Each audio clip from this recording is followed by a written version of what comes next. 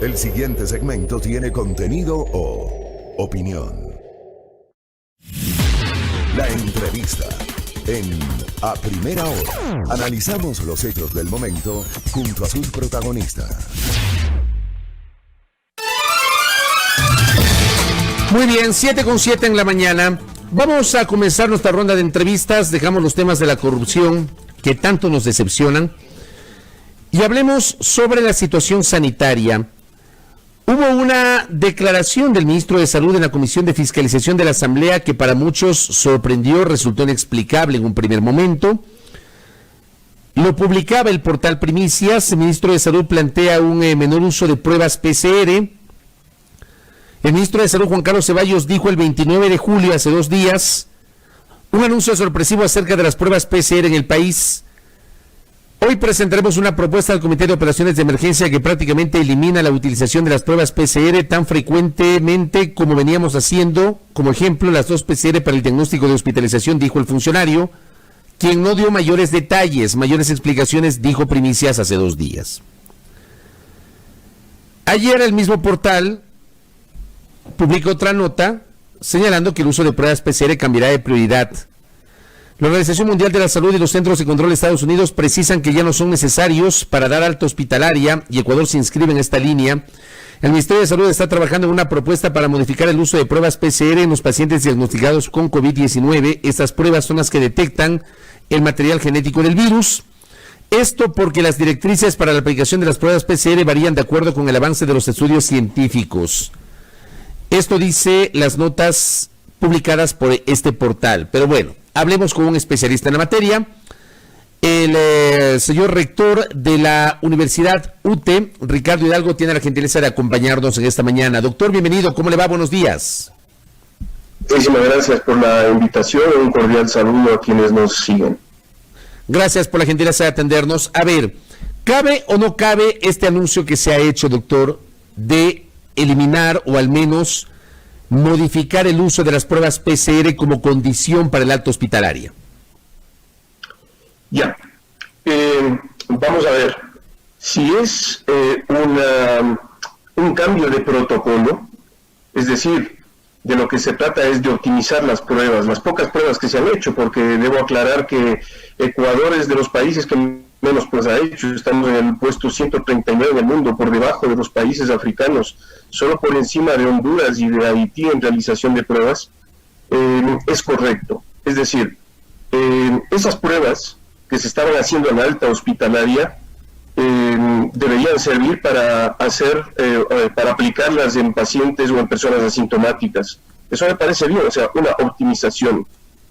También pienso que podrían cambiarse las pruebas PCR en pacientes que tienen una sintomatología florida. Es decir, si usted tiene un paciente que llega al hospital y que tiene fiebre, dificultad respiratoria y toda la sintomatología de COVID, tiene COVID, no tiene otra cosa. En estos tiempos no nos podemos a pensar si tiene una neumonía adquirida en la comunidad. Esto es un COVID.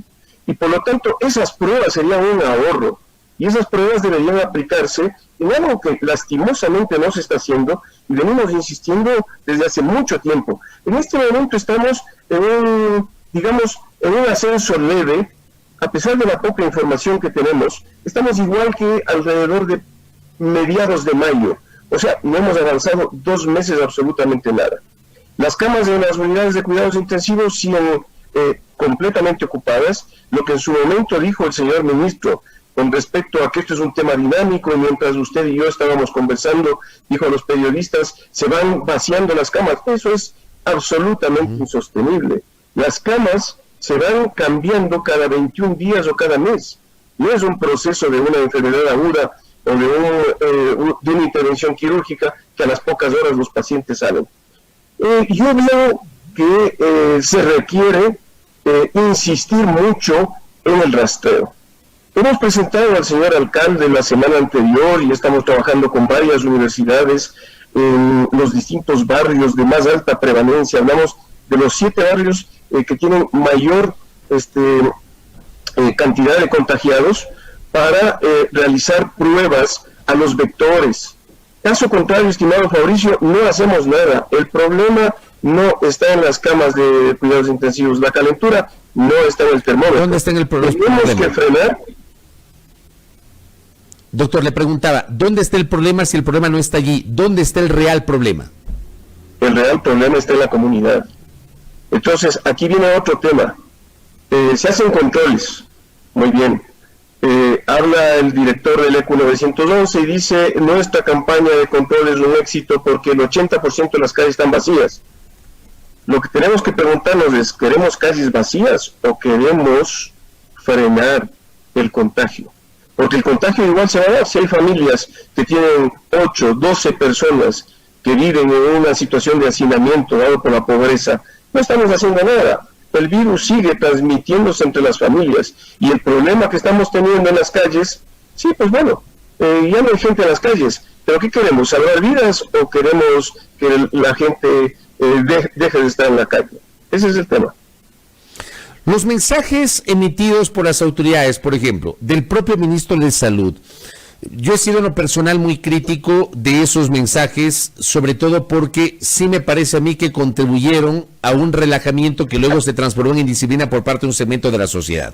Este mensaje en particular, el tema de las pruebas, el haberlo expuesto ante la Comisión de Fiscalización sin dar mayores explicaciones, ya coloca pues en el imaginario de la gente un frame respecto a que de alguna manera están tomando otra decisión, que las pruebas ya no son necesarias. O sea, hay mucha gente que lamentablemente interpreta de modo erróneo mensajes, porque esos mensajes también son emitidos de modo erróneo, doctor. Así es. Lastimosamente la política comunicacional del gobierno ha sido muy mal conducida. Estos mensajes que hacen que la gente malinterprete, porque el tema es bien complejo, Fabricio. A ver, si a mí me dicen en los hospitales vamos a cambiar las pruebas PCR y vamos a hacer unas pruebas menos costosas, igual de biología molecular, que tienen una sensibilidad un poco menor, pero que se pueden entregar en 3 o 4 horas, le digo perfecto. Las PCR utilicemos en la comunidad y hagámoslo de esta manera. Pero si el ministro dice que van a suspender las PCR porque los protocolos han cambiado, realmente, ¿qué mensaje estamos dando? A ver, para que nos entendamos un poquito, no hay una prueba 100% sensible, no existe esa prueba en ninguna parte del mundo, ni para COVID ni para nada. Siempre hay una posibilidad de falsos positivos y de falsos negativos. La capacidad diagnóstica de las pruebas no solo depende de la capacidad intrínseca del diagnóstico, sino de la prevalencia de la enfermedad que queremos diagnosticar. Esto se basa en lo que se llama el teorema de Bayes, que parece ser que el ministro ya probablemente se ha olvidado. ¿Qué significa esto de la prevalencia? Si yo quiero estudiar sarampión, ¿dónde me voy a estudiar sarampión? ¿En un jardín de infantes o me voy a estudiar en un asilo de ancianos? Si yo quiero estudiar Alzheimer y tengo una prueba 100% sensible y 100% específica, pero en lugar de ir a diagnosticar Alzheimer en el asilo de ancianos, se va al jardín, me voy a estudiar en un jardín de infantes, la prueba no sirve para nada. O sea, la probabilidad pretest, que se llama, no sirve para nada. Entonces, no es lo mismo diagnosticar COVID en un hospital, a donde llegan todos los pacientes sintomáticos y probablemente no se necesite realizar la prueba, que diagnosticar o hacer el pesquisaje de la población en general, en donde hay miles de pacientes asintomáticos que ni siquiera ellos saben que están enfermos. Ese es el quid de la cuestión. Entonces, si queremos optimizar las pruebas, porque no hay dinero, porque las pruebas no se consiguen fácilmente, bueno, pues hagamos pruebas menos sensibles en el hospital, porque ya sabemos que ahí están los enfermos.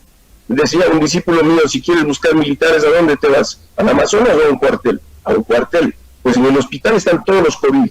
Entonces, bajemos la sensibilidad de las pruebas, hagamos pruebas más baratas, hagamos pruebas más rápidas, porque si me entregan a mí el resultado 15 días después en un paciente que está hospitalizado, ya no me sirve de nada. Hay un tweet que yo me encontré, un hilo de tweets que yo me encontré esta mañana, que me llamaron mucho la atención, inclusive los repliqué en mi cuenta Twitter, doctor Ricardo Hidalgo, se lo quiero compartir. Lo publicó la doctora Carola Cedillo. Ella es cuencana, es infectóloga, es pediatra. Y se preguntaba ella, ¿por qué no logramos controlar los contagios masivos de COVID-19? Ni a este ritmo vamos a llegar a hacerlo en el Ecuador. Pues tendría varios relatos que comentar desde lo vivido con pacientes, pero voy a relatar mi propia experiencia con el sistema de salud público. Póngale atención, doctor, y a nuestra audiencia, porque este hilo me pareció interesantísimo. La semana pasada obtuve una prueba PCR positiva para COVID dentro de mi entorno familiar, una peque de 4 años, así que surge la primera alarma. Un niño que era positivo en las actuales circunstancias habla de un contagio dentro de su entorno cercano, es decir, tendría que haber un adulto que la contagió, había que rastrearlo por tema de cortar la cadena de contagios, identificar a los contactos de ese primer caso y los nuevos contactos de este segundo, entornos donde hay personas de alto riesgo. Tenía claro cómo proceder por ser infectóloga y estar activa en el manejo de los casos de COVID. Sin embargo, me pareció oportuno dar aviso al sistema de salud público para dar conocimiento y armar cercos epidemiológicos y rastreo junto al ente de salud pública. En medio de esto, también me percaté que yo también había empezado el día anterior con síntomas respiratorios leves, normalmente para mí un resfrío común, salvo que ahora era contacto estrecho con un caso positivo de COVID. Llamé al número 171, me contestó una operadora, me preguntó mis datos, síntomas y si tenía dificultad respiratoria.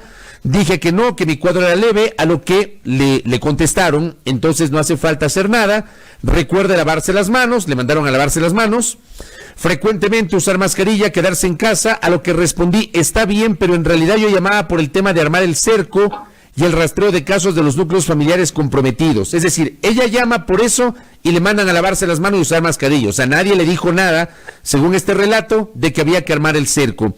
Dice ella, además que al ser yo profesional de salud en contacto con pacientes, era importante saber si yo también era ahora un caso positivo por la necesidad de precautelar a los pacientes vistos 72 horas antes. Le dijeron que le podían ayudar con una cita con un médico general en 2 días. Que valorara si había que hacer algo más. Acepté, dice, de todas formas era una oportunidad de charlar con colegas de atención primaria, pero no iba a esperar 2 días, por lo que para hacer lo que había que hacer, cortar la cadena de contagios, habiendo personas de alto riesgo en los entornos, etcétera.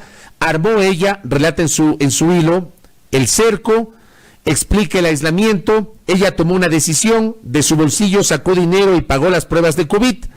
Dice, hoy fui al lugar que me indicó la operadora, Centro de Salud Tomebamba en Cuenca, y me encontré con la sorpresa de que el lugar ni siquiera está en funcionamiento. O sea, le dieron una cita para ir a un lugar que no está en funcionamiento. Le enviaron un centro cerrado desde hace meses o años, por lo que decidió contar la experiencia, dice la doctora Carola Cedillo. Aquí algunas reflexiones. Primero, la poca eficacia, que ya la sabemos, de este número telefónico 171. Pero sobre todo, me salta la preocupación respecto a que le atendieron por teléfono, pero nadie se preocupó siquiera de pensar en armar el cerco epidemiológico y aislar a los pacientes. ¿Cómo le ve usted este breve relato que acabo de hacer, doctor Ricardo Hidalgo, sobre lo que está pasando en el Ecuador? Porque estoy seguro, esta experiencia seguramente se multiplica en el caso de nuestro país. Refleja exactamente, estimado Fabricio, lo que está pasando en nuestro país en este momento. Las autoridades de salud nunca se han preocupado por crear cercos epidemiológicos. La única manera de controlar la pandemia es haciéndolo. Ojo, y los cercos epidemiológicos deben hacerse mediante rastreadores, gente especializada. Nosotros no contamos en el país con un sistema de Big Data o de rastreo electrónico. Tengo entendido que al inicio el Distrito Metropolitano planteó eso al Poder Nacional, pero le dijeron que no se podía hacer seguimiento a través de los celulares, como hicieron en China, porque eso atentaba contra los derechos humanos, etcétera, etcétera. Bueno, dejemos eso como una anécdota, pero no tenemos la tecnología en este momento, no tenemos Big Data, no podemos hacerlo de esa forma, tenemos que hacerlo manualmente. Y hay que entrenar. En este momento ya estamos trabajando en los barrios periféricos, la UTE, otras universidades, haciendo entrevistas, intentando detectar los casos entre las familias con la ayuda de los líderes de la comunidad, porque además debemos entender un poco el tema cultural. Tener COVID ahora es como tener lepra antaño, es un estigma. A la gente no le gusta, ni siquiera entre los familiares, decir que está con COVID, tienen miedo. Tienen miedo de que les lleguen y le metan al hospital o le metan en cuarentena. Por lo tanto, esto es muy complejo de manejar. Hay que ser muy cuidadoso, hay que echar mano del liderazgo de quienes manejan las comunidades para, de alguna manera, intentar detectar esos casos. Una vez detectados esos casos, prueba. Si sale positivo, confinamiento selectivo. Y ahora, análisis de quienes están alrededor. Es un trabajo titánico, pero si no lo hacemos, muy pronto vamos a llegar a las predicciones que dijo el señor ministro, de que al final el 60% nos vamos a contagiar y de que va a haber una mortalidad chiquitica, y esa mortalidad chiquitica es del 1%, que equivale a 100.000 muertos, lo cual es una barbaridad. Ahora, mientras no llegue la vacuna, lo único que podemos hacer es lo que le han dicho a la doctora. Sí, pues bueno, lávese las manos, ya todo lo que sabemos. Pero sabemos nosotros, la gente del pueblo no sabe, entiende lo que es un virus y parece ser que esto es una gripecita nomás y que a todos nos va a dar en algún momento, entonces mejor que nos dé ahora. Ese es el tema. Cuando venga la vacuna, si es que las vacunas logran contener un 50% de los contagios o también disminuir en un gran porcentaje la sintomatología y evitar muertes, bueno, pues fantástico. Pero aquí hablar de una inmunidad de rebaño es absolutamente irresponsable. Verá, ya que usted me cuenta una anécdota, yo le cuento otra. Un colega cardiólogo lleva más de un mes intubado. El 75% de sus pulmones está acabado. Le despierta unos 20 minutos al día para ver cómo está. Está con los músculos absolutamente atrofiados, tiene lesiones por la postura, o sea, tiene escaras, salió de una sobreinfección bacteriana terrible. Este colega mío, si se recupera, va a estar pegado al oxígeno el resto de sus días. No estamos hablando todavía de algo que se nos viene encima y que va a ser una carga para el sistema de salud, y que son las secuelas neurológicas, secuelas respiratorias, secuelas cardíacas, secuelas renales, secuelas psicológicas. Es decir, se nos viene una plaga peor que la pandemia. Que será posterior al paso de la pandemia. Ahora ya estamos con pacientes que tienen secuelas y que no se les está dando el seguimiento. Pero si ni siquiera se da seguimiento a una doctora que llama a decir que está contagiada, claro. No tenemos bases de datos. Y ya tenemos las bases de datos de quienes se infectaron. Hay alguien que les está llamando para ver si necesitan algo, si se han quedado con efectos colaterales de una enfermedad que es tremenda. Se va a venir una carga durísima para el sistema de salud, económicamente hablando, y de lo que se llama años de vida y años de productividad perdidos. Doctor. Entonces, no se está dimensionando la gravedad del tema, y nos están llevando a una inmunidad de rebaño que, perdónenme, eso alguien ha denominado genocidio. Yo no quiero ser tan duro y voy a decir que es irresponsable. Doctor, para cerrar, le pido una respuesta corta en honor al tiempo. Las últimas medidas que han sido anunciadas por las autoridades, restricciones en 18 de las 24 provincias del país, el inicio del toque de queda viernes, sábado y domingo a partir de las 7 de la noche, la prohibición de venta de licor viernes, sábado y domingo durante las siguientes 2 semanas. ¿Cómo le ve usted? Pero siempre, como siempre, llegan a destiempo. Esto se les viene pidiendo desde hace rato ya. Nunca se debió haber permitido la venta de licor. ¿Cómo es posible? Se hacen redadas para quitar unas pocas botellas de licor que se venden en los barrios, pero se hace una publicidad de una bebida alcohólica en contra del reglamento del Ministerio de Salud Pública en un hospital de Guayaquil. Esas son las paradojas, estimado Fabricio. Estamos llegando siempre tarde y mal. Correcto. Doctor, gracias por el tiempo y por la gentileza. Le agradezco mucho por esta entrevista. Que tenga buen día. Muchísimas gracias a usted. Muy amable al doctor Ricardo Hidalgo. Él es el rector de la Universidad UTE, conversando aquí en A Primera Hora sobre la situación epidemiológica en el país. 7:26. Pausa.